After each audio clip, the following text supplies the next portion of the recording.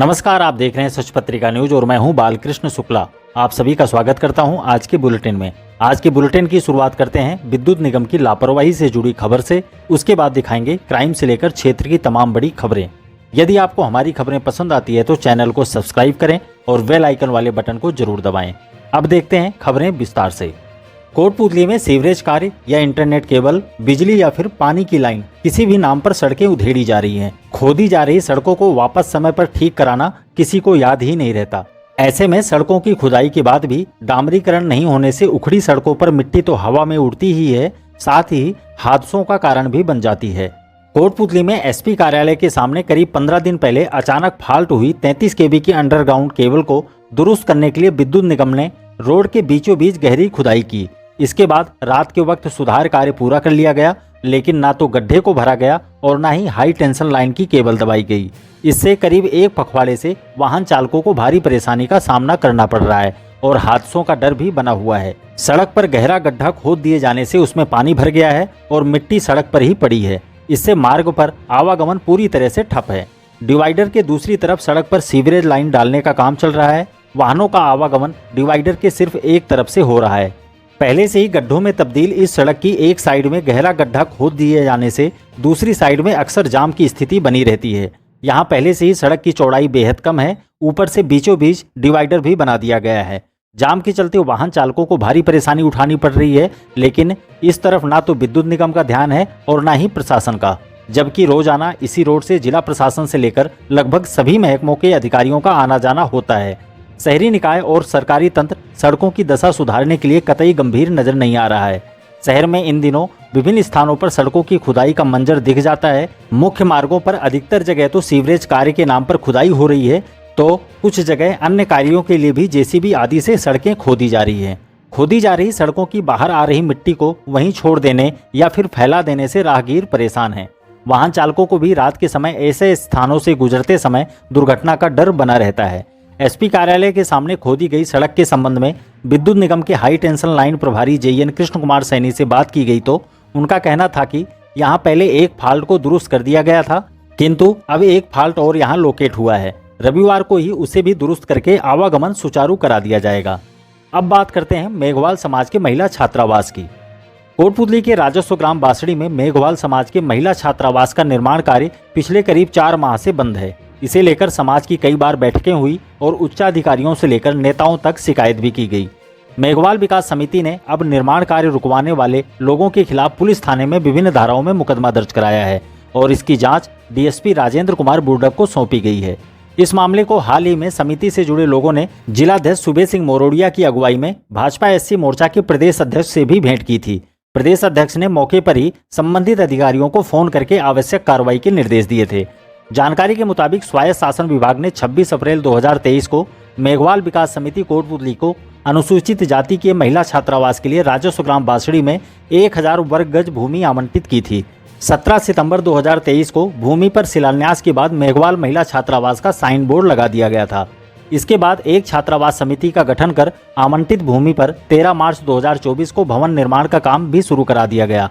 समिति के अध्यक्ष छोटू राम सामरिया का आरोप है कि निर्माण कार्य के दौरान पड़ोसी रामनिवास, अजय, अनिल, ओम प्रकाश और इनके साथ अन्य कई लोगों ने कारीगर मजदूरों और निर्माण समिति के सदस्यों के साथ धक्का मुक्की की और जबरन निर्माण कार्य को रुकवा दिया तथा छात्रावास का साइन बोर्ड भी उखाड़ ले गए।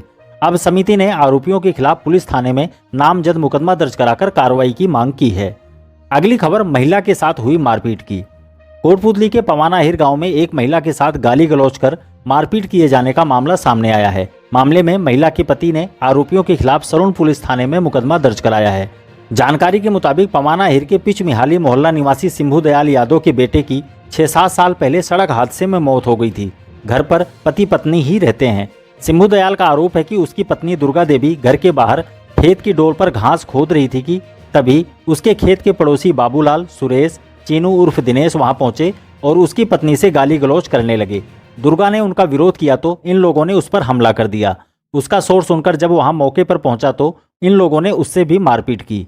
मारपीट में दुर्गा के हाथ में चोटें आई हैं। उसका आरोप है कि बाबूलाल उससे रंजिश रखता है। पुलिस ने मुकदमा दर्ज कर छानबीन शुरू कर दी है। अब देखते हैं विधायक की जनसुनवाई की खबर। विधायक हंसराज पटेल ने शनिवार को शहर के डांग बंगले में नियमित साप्ताहिक जनसुनवाई की। इस दौरान पटेल ने बिजली पानी समेत अन्य क्षेत्रों से जुड़ी समस्याएं सुनी और जन समस्याओं का मौके पर ही निस्तारण करते हुए अधिकारियों को जरूरी निर्देश दिए। विधायक पटेल ने कहा कि भीषण गर्मी के मौसम को देखते हुए बिजली कटौती कम से कम की जाए। उन्होंने पावटा पंचायत समिति में भी जनसुनवाई करते हुए आमजन की समस्याओं का निस्तारण किया। इस दौरान विधायक प्रतिनिधि पंकज पटेल, भाजपा नेता जयराम गुर्जर, पूर्व चेयरमैन महेंद्र सैनी, कमल कसाना पुतली, करण पटेल, राजेंद्र रहीसा, राजेंद्र रावत, रमेश रावत, रघुवीर गोयल, कमल सैनी समेत बड़ी संख्या में कार्यकर्ता और अन्य लोग मौजूद रहे। दूसरी ओर शुक्लावास सरपंच सचिन यादव ने गांव में पेयजल किल्लत से अवगत कराया। उन्होंने कहा कि पीएचडी विभाग की लापरवाही के कारण ग्रामीणों को पेयजल किल्लत का सामना करना पड़ रहा है। ग्रामीण दूर दराज से पानी लाने को मजबूर हैं, लेकिन पीएचडी विभाग इस ओर कोई ध्यान नहीं दे रहा है। विधायक ने जल्द ही आवश्यक कार्रवाई का भरोसा दिलाया। इस दौरान शिवचरण, महावीर, कुलदीप, रामअवतार, राजू व शीशराम समेत काफी संख्या में ग्रामीण मौजूद रहे। अगली खबर कोटपुतली पहुंचे कांग्रेस के राष्ट्रीय सचिव की। जयपुर से दिल्ली जा रहे अखिल भारतीय कांग्रेस कमेटी के राष्ट्रीय सचिव प्रदीप नरवाल के कोटपुतली पहुंचने पर शनिवार को कृष्णा टाकीज स्थित कांग्रेस कार्यालय पर कार्यकर्ताओं ने पूर्व संसदीय सचिव व कांग्रेस नेता रामस्वरूप कसाना की अगुवाई में उनका जोरदार स्वागत किया। इस दौरान कार्यकर्ताओं ने नरवाल का माला साफा पहनाकर और पुष्प गुच्छ भेंट कर अभिनंदन किया। नरवाल ने कहा कि राजस्थान में कांग्रेस पार्टी बेहद मजबूत है। आला कमान अनुभवी नेताओं के मार्गदर्शन में निरंतर युवा और छात्र वर्ग को आगे बढ़ाने का कार्य कर रहा है। उन्होंने कहा कि पूर्ववर्ती कांग्रेस सरकार में अनेकों जन कल्याणकारी योजनाएं आई थी, लेकिन राजस्थान में भी वही हुआ जो 10 वर्ष पहले हरियाणा में हुआ था। मनोहर लाल खट्टर की तरह भजन लाल शर्मा भी पर्ची से मुख्यमंत्री बने हैं। राजस्थान आज गैर जिम्मेदार हाथों में जा चुका है, जिसका नजारा सबके सामने है। पूरे प्रदेश में निराशा का माहौल है। जन कल्याणकारी योजनाएं और विकास कार्य ठप पड़े हैं और कानून व्यवस्था भी फेल हो चुकी है। इस दौरान कांग्रेस नेता रामस्वरूप कसाना ने नारवाल को क्षेत्र के हालातों और संगठन के बारे में अवगत कराया।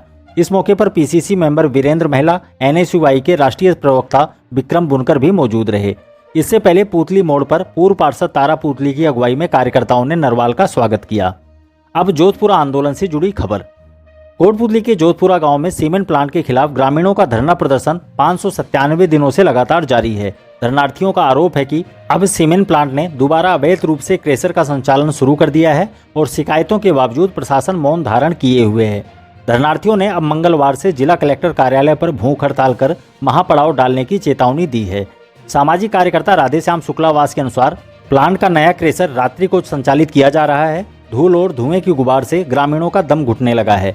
रात करीब 12 बजे तक गांव की महिलाएं, बच्चे घरों से निकलकर सड़क किनारे बैठे रहे। लोगों ने कलेक्टर को भी फोन किया, लेकिन उन्होंने फोन रिसीव नहीं किया।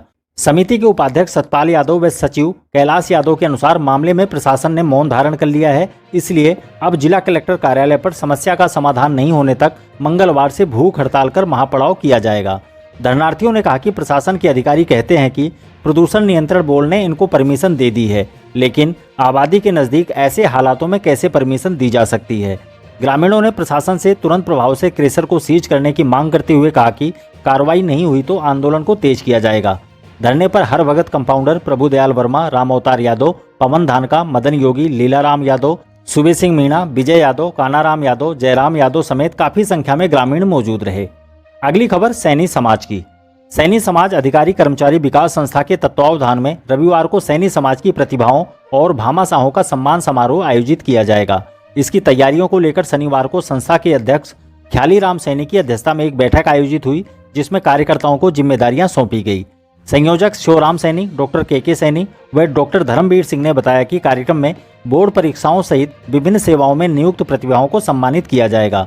बैठक में रमेश चंद सैनी, राजकुमार सैनी, जगदीश प्रसाद, ताराचंद, विजय कुमार सैनी, अशोक कुमार, सोमेश कुमार सैनी, सुभाष चंद समेत अनेक लोग मौजूद रहे। और अंत में एक सूचना। सेवा भारती समिति कोटपुतली के तत्वावधान में शिक्षा आयाम के तहत प्रतिभा और भामाशाह सम्मान समारोह 4 अगस्त को शहर के बसंत प्रभु आदर्श विद्या मंदिर के सभागार में आयोजित किया जाएगा। समिति के जिला अध्यक्ष प्रवीण भूषण ने बताया कि कार्यक्रम में विभिन्न राजकीय विद्यालयों के कक्षा 10 और 12 में सर्वाधिक प्रतिशत अंक प्राप्त करने वाले विद्यार्थियों और खेलों में उत्कृष्ट प्रदर्शन करने वाले बच्चों का सम्मान किया जाएगा। समारोह को लेकर समिति के प्रमुख कार्यकर्ताओं की बैठक समिति के कार्यालय में आयोजित हुई, जिसमें कार्यकर्ताओं को जरूरी जिम्मेदारियां सौंपी गई। इस दौरान प्रांत सहमंत्री महेश गोयल, उपाध्यक्ष रमेश बंसल, कोषाध्यक्ष सुरेंद्र बालासिया, जिला मंत्री महेश चंद सैनी, रतन मोरिजावाला, नागरमल अग्रवाल, रामकिशोर सैनी, पुरुषोत्तम सोनी, भूपेंद्र सोनी सहित अनेक लोग मौजूद रहे। आज के लिए बस इतना ही। दोबारा मिलते हैं इसी तरह की दूसरी ताज़ा खबरों के साथ। नमस्कार।